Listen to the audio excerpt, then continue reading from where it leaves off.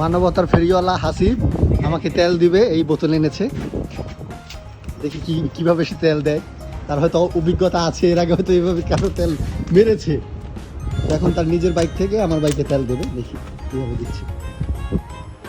বন্ধু তুমি এটা আসলে কিভাবে জানো যে তেল এভাবে নিতে হয়? এটা তোমাকে মতো কিছু লোক আছে না, আজ গরিব বলে তুমি পচাবে। আজকে পাম্প নাই, সব বন্ধ।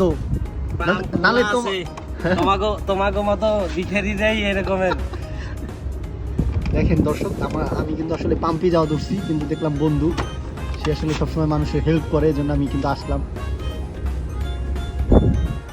তেল পড়ছে।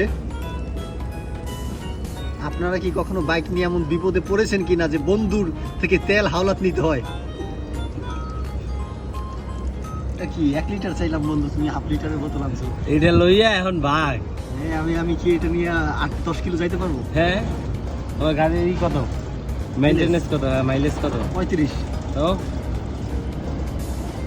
বুঝো তো ঢাকা শহরের রাস্তা ভাঙাচুরা।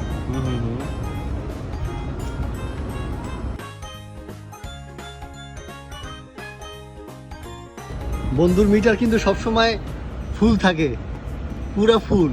বন্ধু তুমি আসলে এই বাইক নিয়ে কোথায় যাও? মানে কোথায় যায়? আমি সবসময় এরকমই যাই। বন্ধু আমার বড় লোক, আর আমার বাইকের মিটারটা দেখাই। আরে আমার ভিতরে দেখাই আসলে যে তেল কিন্তু আসলে একেবারে নাই বললেই চলে। গাড়িটা বন্ধ হয়নি রাস্তার মধ্যে। এই ভালো বন্ধু বিপদে বন্ধু দাঁড়াবে।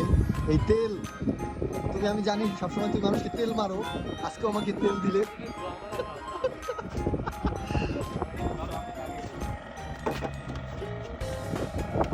বন্ধু আমার তেলের ব্যবসা করে, ট্রেনিং সেন্টারও তেল মেরেছি, এখনো তেল মারছি। এই ভাই